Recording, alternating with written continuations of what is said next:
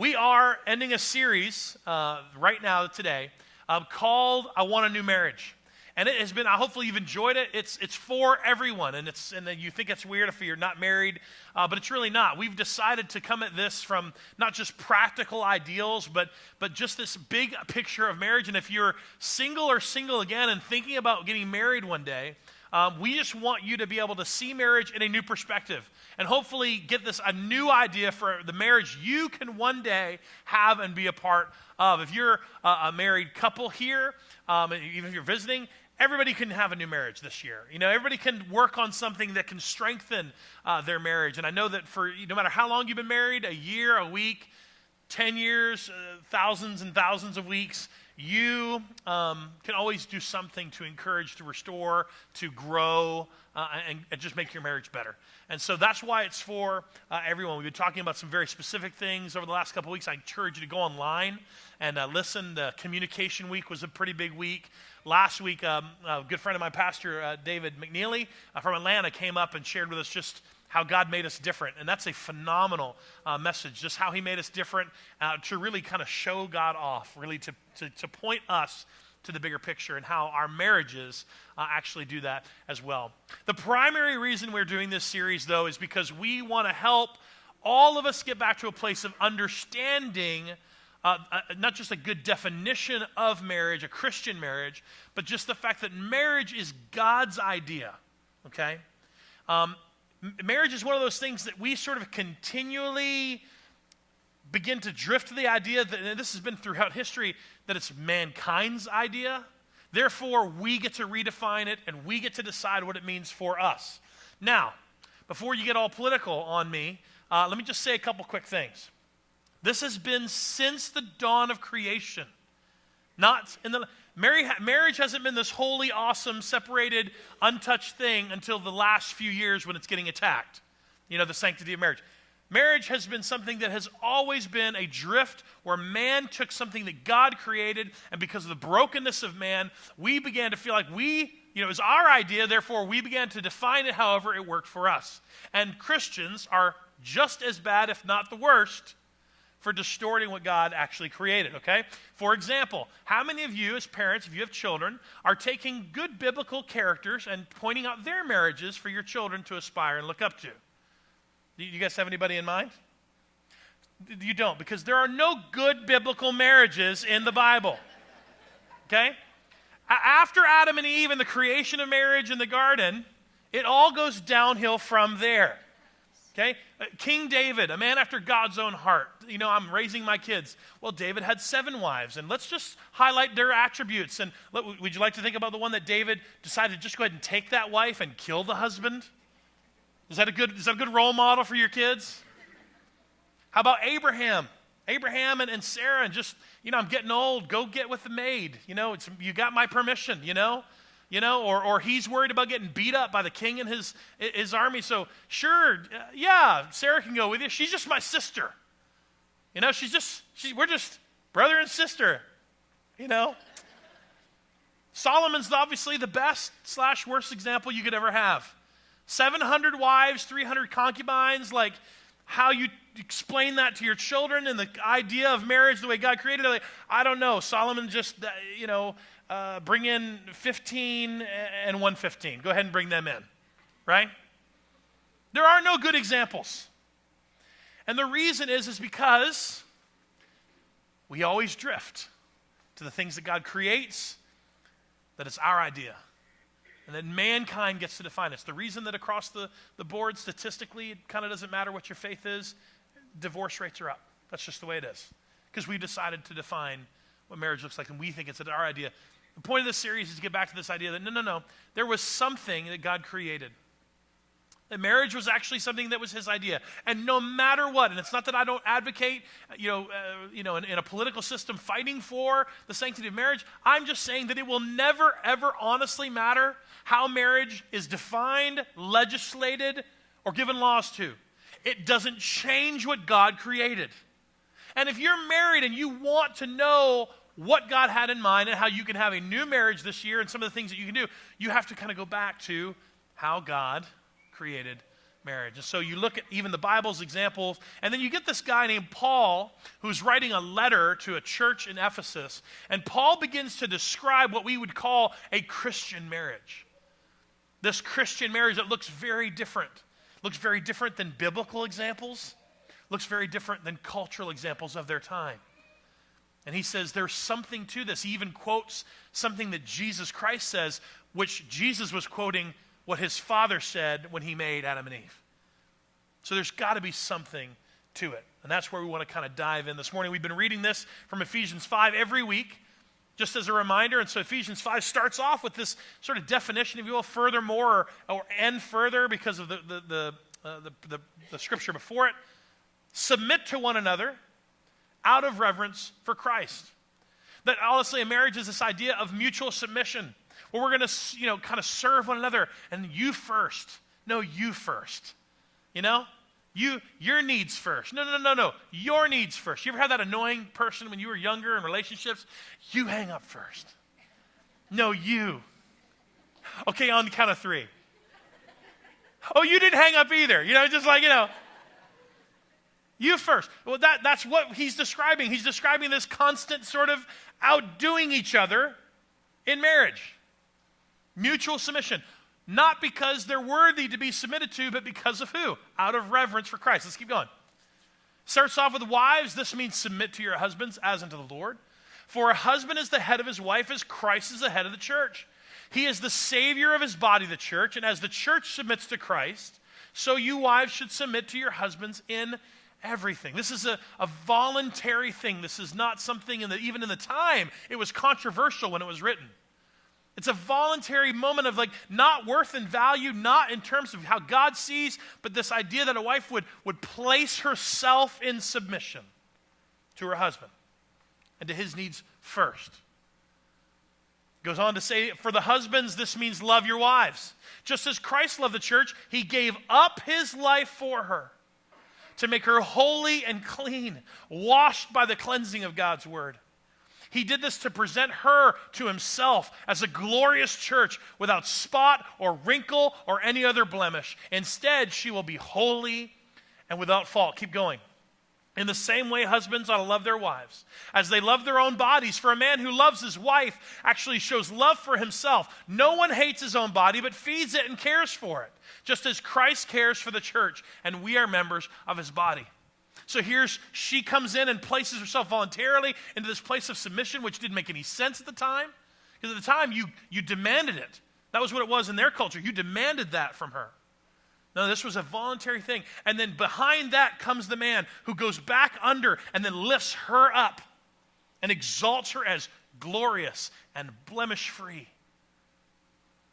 This beautiful picture of mutual submission. And it continues on, it closes it out by saying the scriptures say, this is where he's quoting Jesus Christ, a man leaves his father and mother and is joined to his wife, and the two are united as one. This is what's stated in Genesis. This is a great mystery, but it is an illustration of the way Christ and the church are one. It says, so again I say, and I want you to read the words with me. Again I say, each man must what? Love. No, just get involved today. Okay, ready? So again I say, each man must love his wife as he loves himself, and the wife must respect her husband. There's a book called Love and Respect in the lobby. We usually keep it on stock, but it's this picture, and I can't break the whole book down, but he talks about this beautiful picture of oneness where, and it's kind of got this idea of circular motion where the husband is lifting up and encouraging and just your needs first and dying for himself and loving his wife.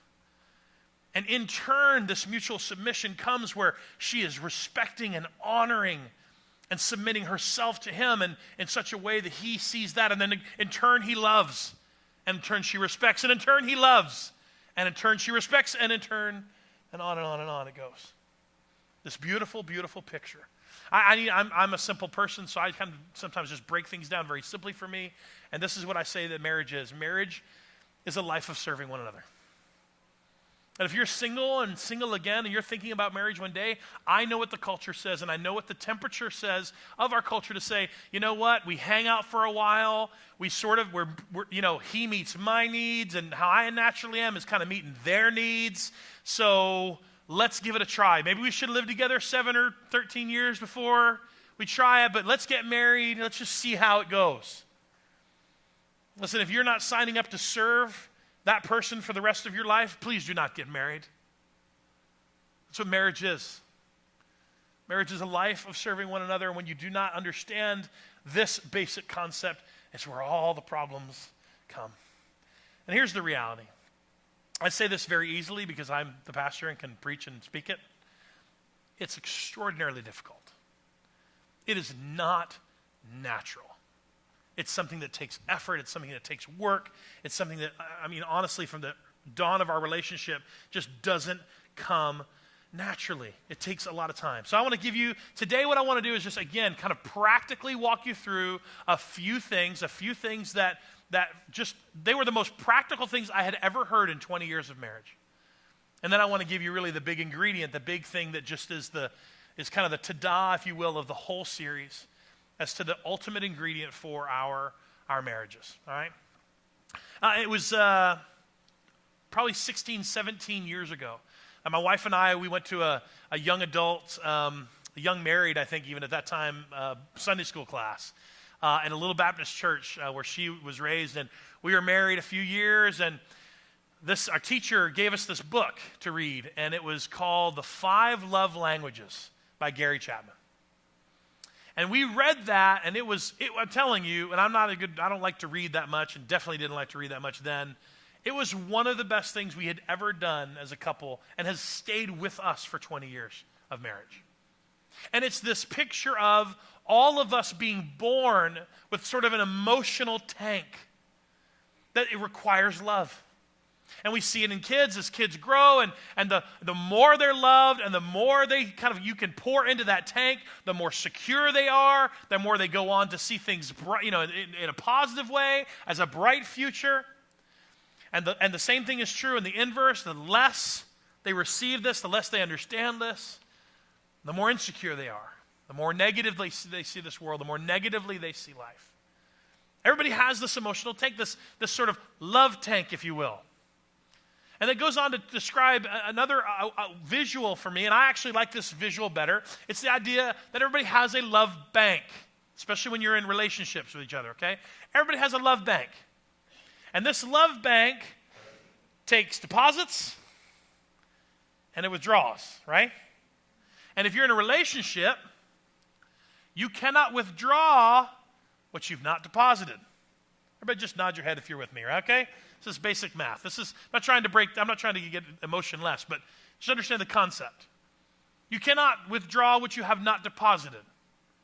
Okay? And the same thing is true. Well, no, it doesn't work the other way. You have to deposit in order to withdraw. That's just the way it is. All right, now, the love bank is again, this tank that we have, this love bank that we have. When we begin our relationships, we don't really recognize it because we're in love. We're in love. Right? And the girls are, woo, and here's the deal. When you are in love and you're beginning your relationship, everything fills the love bank. Okay, deposits and withdrawals are being made like fluid. You are swimming in deposits and withdrawals. And everything is love. And he texted me for no reason, right? And she just kind of reached out, and you were at a party, and you didn't even want to be that far away from each other, and you just kind of, and she reached over and just kind of touched your hand or put her hand on your back, and lightning just shot through you, and just everything you do and everything you say you're in love, and the emotion, you're just swimming in this emotional tank. The love bank is full and open, right? And that's when you're just always, you just kiss till your lips are blue and raw, Nothing else matters. If you get married, you were together for a while. This is not a bad thing. It becomes less about being in love and a whole lot more about making the choice to love. Love becomes a little bit more clearer as a decision that you're making, as a choice you make, versus just swimming in this ocean of just love. Now, you can call it the honeymoon phase, you can call it whatever you want, but there's just a period of time that all of a sudden the withdrawals and the deposits start to become a little bit more clear. You know, that withdrawals are being made and there hasn't been a whole lot deposited in the love bank in a while. And things are starting to dry up. And it just starts to come, life happens. Life just comes around you, and noise and tragedy and jobs and kids, and your house smells like diapers for years. And so we know this is true. We know this is true. And we begin to get in this thing, and maybe if you've experienced counseling for the first time, you don't understand it. You don't understand what happened. And Gary Chapman, when he wrote this book, he basically was coming up with this. He was giving us all words around this idea that we all receive love. Jesus, the picture that we have, is Jesus works in all areas. Like he speaks every language because he's perfect. But we're broken.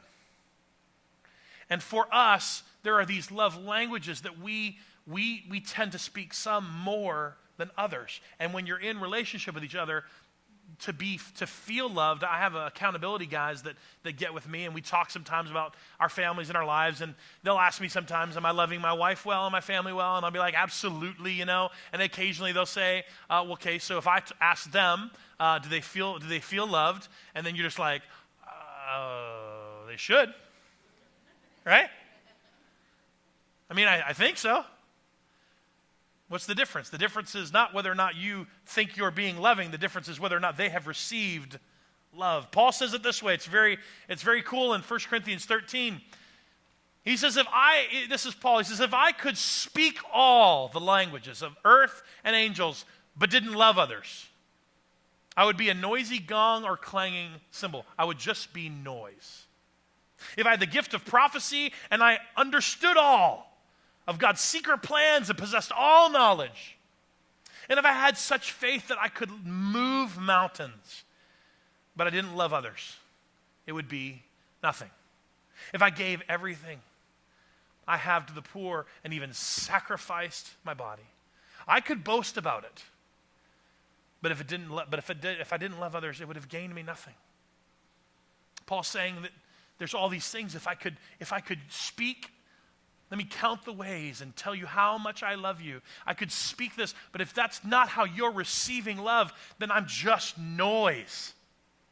If I understood I'm a man, so if I understood the complexities and the mysteries of the human woman brain, even if I understood it all, if she wasn't feeling loved, then it was nothing. If I had faith, if I could physically change things, if I could move mountains and but if that doesn't communicate love, if they don't receive it, then it's nothing.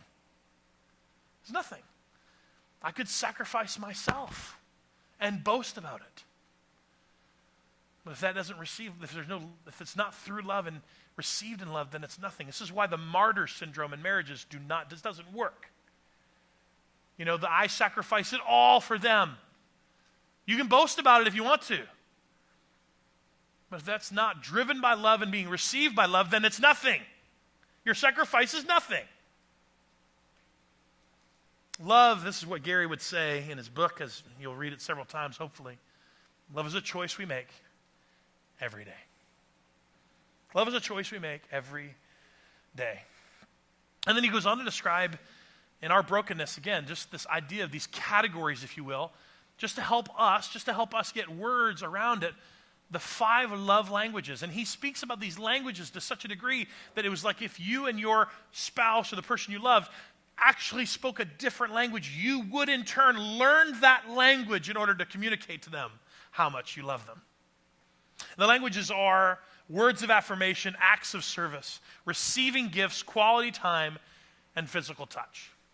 These are just the 5 categories and love languages that he sort of kind of puts all things in. And because we're broken, 1 or 2 of these usually is our primary love language. And then the others are just, they're there, but probably not as much. And you might be saying to yourself, well, I'm all 5, man. Probably. It's okay. 1 or 2 will be primary. That's all I'm saying. And normally, the way you receive love is naturally the way that you share it. If you receive love by words of affirmation, like just encouragement, then that's usually how you would share love or speak love to someone else.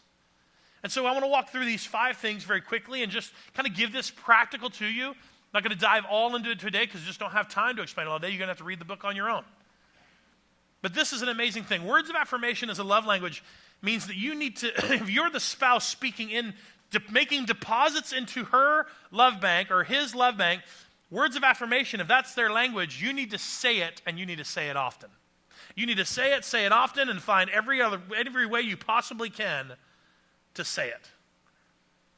This is just for this person, the words are what matter. You can do things, you can, but words matter the most. And it works both ways. It works in the way that you need to find, guys, if this is you and you're like, I didn't grow up expressing my feelings and I'm not that comfortable with it, well, you need to take a class, okay? Just get over it, figure it out, read poetry. I don't care. They don't have to be your words. Hallmark has 80,000 words. Just go memorize some, okay? If words of affirmation are what you're speaking into, learn to say it and say it often.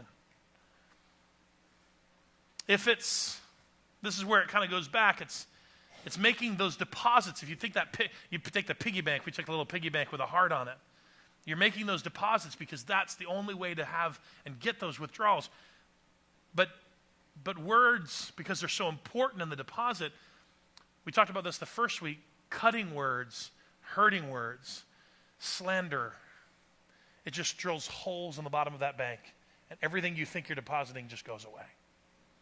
Because words are that powerful, both positive and negative. The next is acts of service. Acts of service is forget words. What actions speak louder than words? Okay? You've said you love me 1,000 times. That's awesome. Cancel the Skywriter and pick up your socks.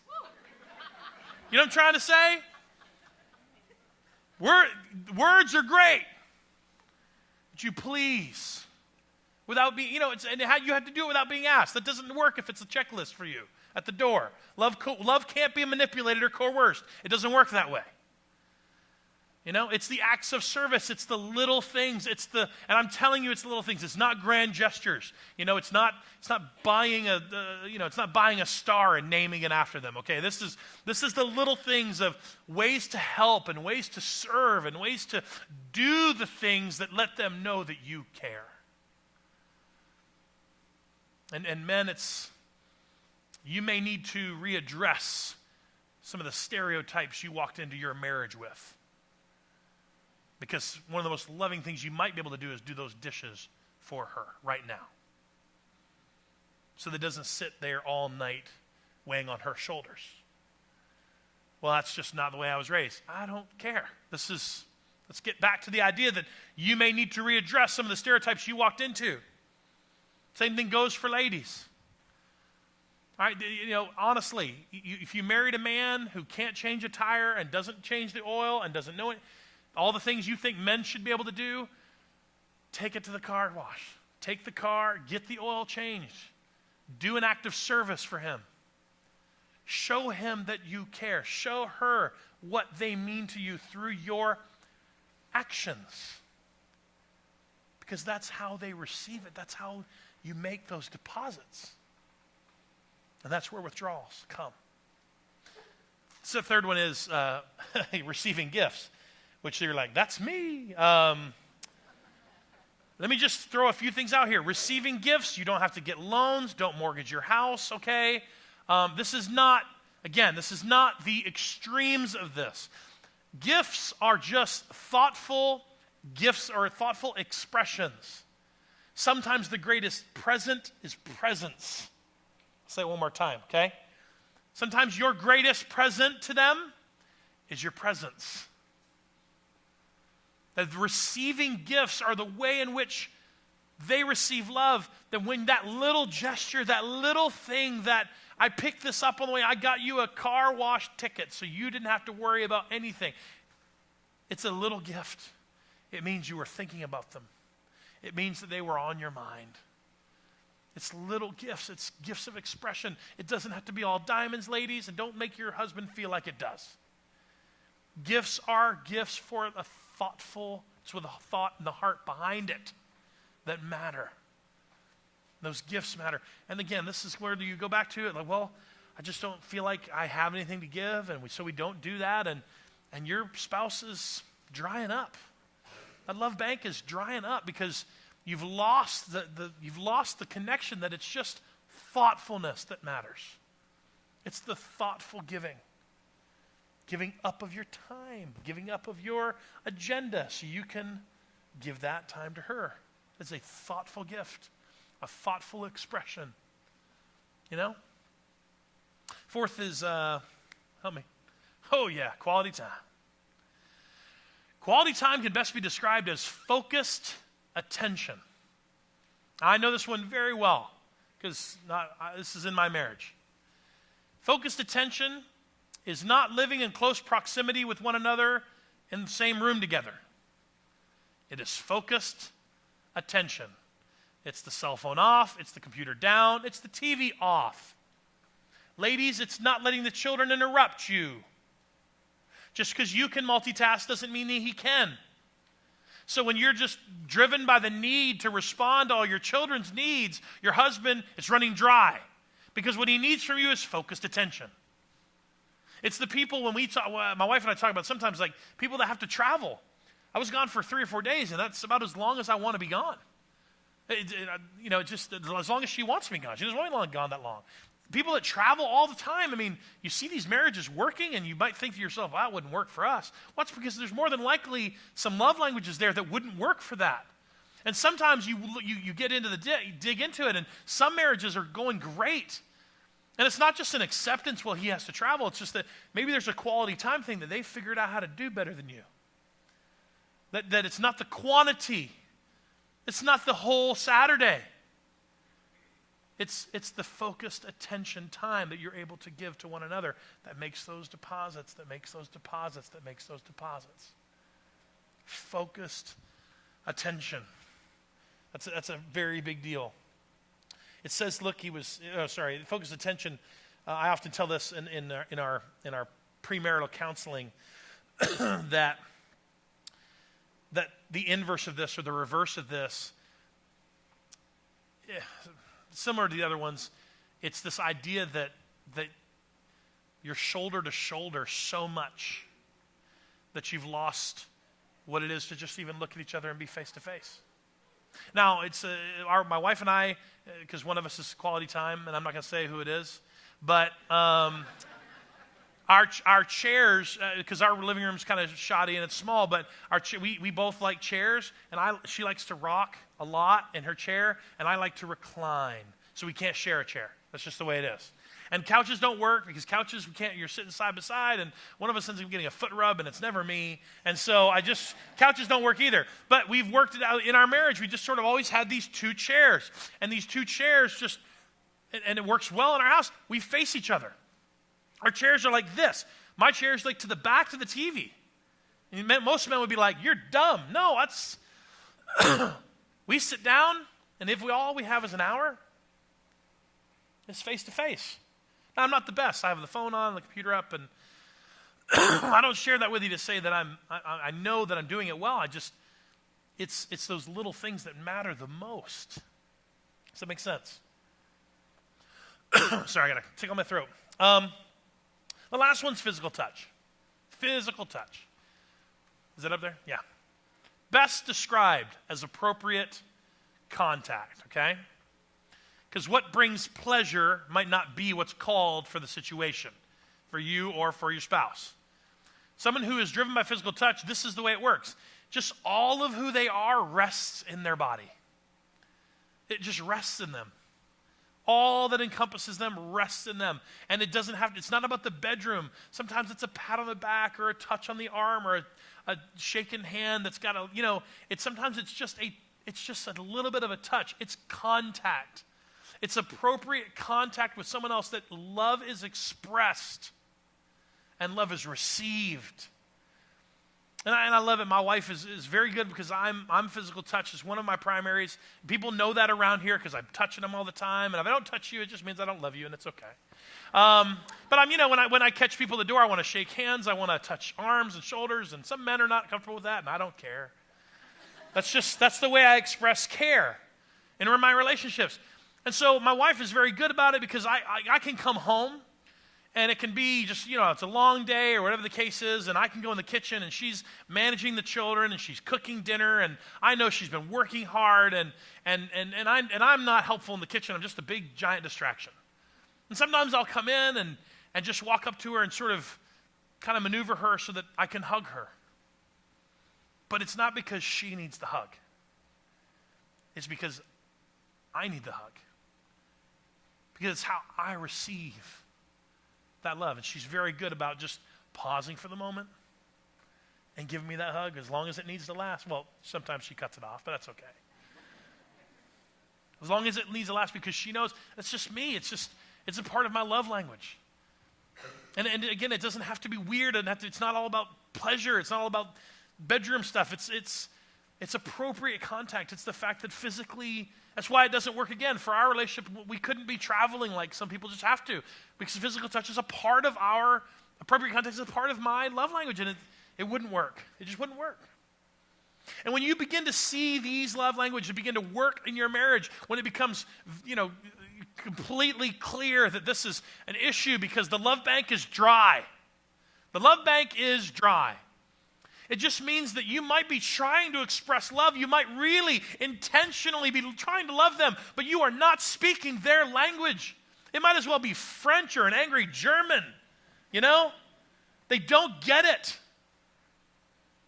And you have to. This is why this is the best advice I ever had. You have got to figure this out, because you're going to spend the rest of your life serving one another. And how can you serve one another if you don't know how to love them? Gary Chapman, I want to put this quote up here because this is one of those that I love. It says, love can be expressed and received in all 5 languages. However, if you don't speak the person's primary love language, that person will not feel loved, even though you may be speaking the other 4. But once you're speaking his or her primary love language fluently, then you can sprinkle the other 4 in like icing on the cake. So this is where it goes back to your primary love language might be giving gifts, and you've been giving gifts and giving gifts and giving gifts, and it's not theirs. Theirs is words of affirmation. You got to start speaking that thing fluently. And if you get to the place that you are and those deposits are being made, guess what? Then your gift does mean something. The other things come into play. The other things begin to happen, and it's like icing on the cake. It's like sprinkles on the icing on the cake. It's just bonus. Everybody loves a bonus. Again, this is not something natural, and I understand that, and it's something that, again, is you have to be able to get to the point that you want to learn their love language, and you want to speak it. Because the love you're trying to give is, you can't sit in a place of stubbornness and say, well, this is just how I do it. Men, I'm just going to be honest, it's a little harder for us. Well, that's just how I do it. And I'm not going to go all girly and start writing poetry, Matt. That's just the way it is. I understand. But you're going to be nothing but noise. And she's never going to receive the love that you intend to give her. And ladies, it's not that easy for you because, again, like I said, you're made completely different. You can multitask, you can do, and you can say those things and care for those things and do the gift of expression. You could probably run all 5 of those as a gamut during the day and hit all 5 simultaneously, but the primary one is the one you need to focus on, the primary 1 or 2. Because when you begin to do that, then the others will begin to matter. Maybe what you speak naturally will then all of a sudden begin to matter. Now here's the secret ingredient. Here's where the love bank, here's where it's either going to fall short for you or it's going to be completely fulfilling for you. You can apply every one of these principles that I've been talking about over the last few weeks. You can apply all of these to your marriage. All these tools. You can communicate about the hard things. Don't get angry. Matt, I'm following these list of guidelines. I mean, counselors do this stuff all the time for people. It doesn't matter what their faith is. It doesn't matter what they believe. You will have marginal success by just simply applying these tools. But you will not make it through the hard stuff. You will not make it through betrayal or tragedy or high pressures of life if you have not had a love transaction experience with Christ. It won't happen. You can marginally see the differences. But until your debt's been paid, because we are born in the red. And until your debt's been paid, you have nothing really to give, because everything that you experience in life is just going to your shame and your guilt and your deficit. But as we sang about this morning, if you experience that transactional love, that love that Jesus poured it all out for you and me, that can be deposited in full into this love bank, and then the love we give can be flowing from there, can be flowing from that source. 1 John actually puts it this way. I'll read a few verses for you. It says, dear friends, let us continue to love one another, for love comes from God. It doesn't really come from you and me. I'm absolutely convinced that people without a relationship with God, their version of love is not honestly love. I just don't think it can be, because the Bible is so clear. The actual love, true love, unfailing love, just selfless love, it comes from God. In verse 12 it says, no one has ever seen God, but if we love one another, God lives in us, and his love is brought to full expression in and through our lives. Keep going. All who confess that Jesus is the Son of God, living in them and they live in God, we know how much God loves us, and we have put our trust in his love. God is love, and all who live in love live in God, and God lives in them. And as we live in God, our love grows more perfect. It's the answer. Well, Matt, how do I adjust, and how do I begin to see all this, the love languages even? How do I communicate better? How do I serve? Get to a place where my marriage is on mutual submission. It's only in God. It's only to those who confess that Jesus is the Son of God, who experience that transaction, can have love in and through their life. It grows more perfect. And go on to the end. And it says, such love is no fear, because perfect love expels or casts out all fear. If we're afraid, it is for fear of punishment. And this shows that we have not fully experienced his perfect love. We love each other. Why? Because he loved us first. How are we able to love each other as a husband and wife? Because he loved us. Because that's the fuel, that's the never-ending source. It's the deposit in full into your heart, into your tank, into your bank, that will allow you. I'm just telling you guys, there are marriages in this room today that should not have made it, but they have.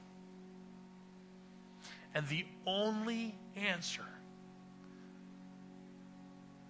is that they allowed and began to see in full expression the love of Christ flow through their hearts. It is the secret. And it could be in your life what's missing. If you want to have a relationship, if you want to have a marriage of serving one another. Let's pray together. If you don't mind, I just want to ask you to bow your heads and close your eyes. And I don't really want to see a ton of movement in the room, because I just want us to all be present right now in this moment. And that, God, we cry out to you that we don't necessarily We're not the best at having a gaze-to-gaze, face-to-face, full-on relationship with you, Jesus, that we're constantly experiencing your love.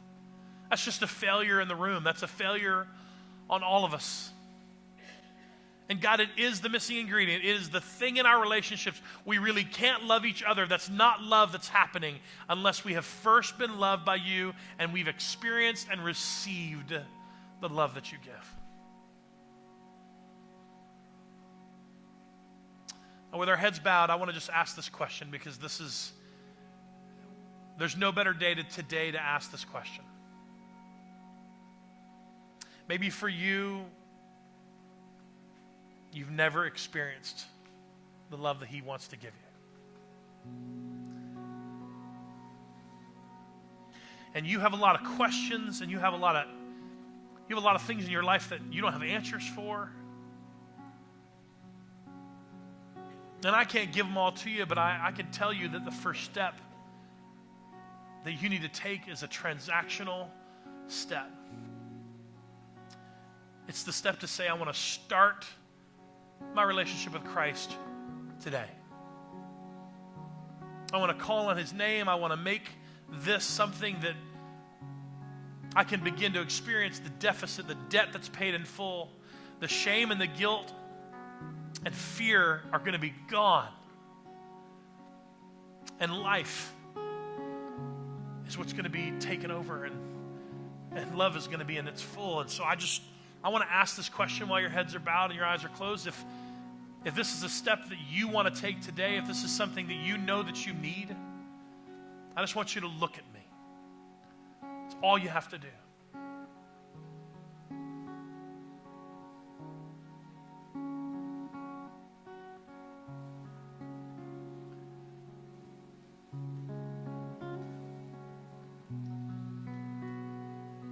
And for those folks, I want you to know that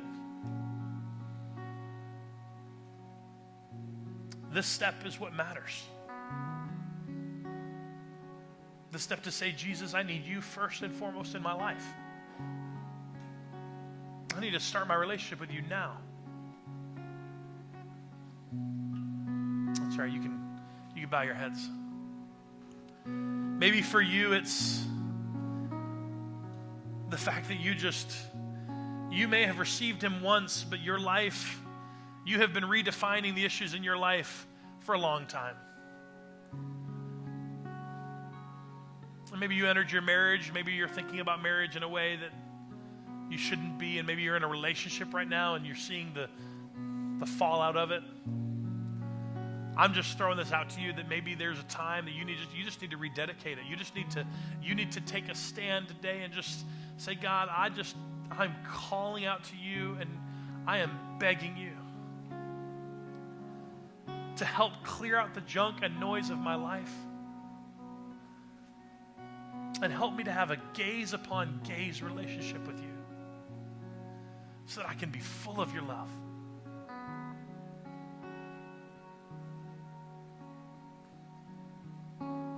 For those that lifted their eyes to me this morning, and for those that need to pray this prayer, God, I just want to invite us to pray it quietly in our hearts as we pray together as a church.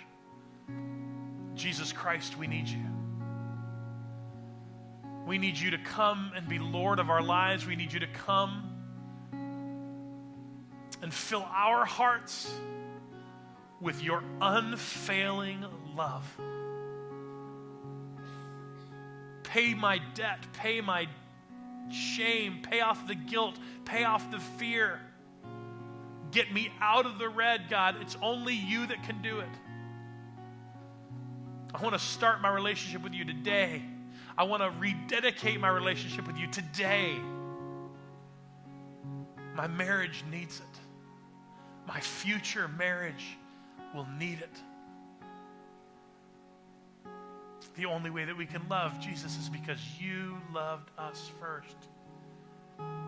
I want to accept your love today. Before we close our prayer, I just want to give some instruction because I want us to stay in a state of prayer. Right now, a band is going to come and play and sing for us. And We can sing along, but first and foremost, whether you're online, you can type this in to our online campus pastor. If you need to make a decision today and you need prayer, if you're here in the room and you need prayer, I've asked our leadership, I've asked our advisory team and some of our key leaders and staff members to be at the back of the room. They're wearing an orange necklace lanyard. And if you want prayer because you just prayed this prayer with me and you want just to acknowledge that and maybe ask some questions, we would love to be the first person to pray with you.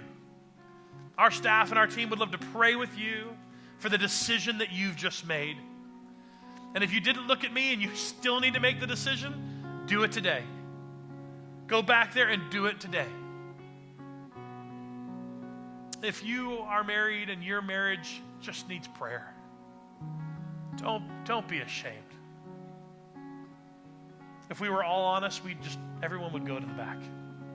But if you know it, if you know that your relationship, your marriage, you need prayer, you don't need to confess anything, you don't need to share anything more than you don't want to share, but our people would love to pray with you and pray for you.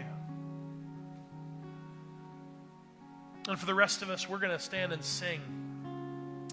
And what do we do? Well, what do I do, Matt? Do I go back and pray? Do I sing? The answer is yes. We're going to just do all of it. We're crazy.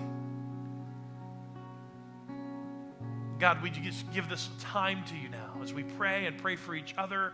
And as we experience this moment of prayer, God, may you just pour out your love. Pour out your love on this place and in our hearts. And may we never forget how much you love us. In your name, Jesus. Amen. We hope you've enjoyed engaging in our worship experience. Everything we do at Journey is to help make a difference in people's lives. If God has been moving and working in your life, we would love to hear your story. You can share it with us at mystory@thejourneyonline.com. If you would like to invest in the ministry and mission at Journey Church, you can give online at thejourneyonline.com. Thank you for investing in the lives that are changing at Journey Church.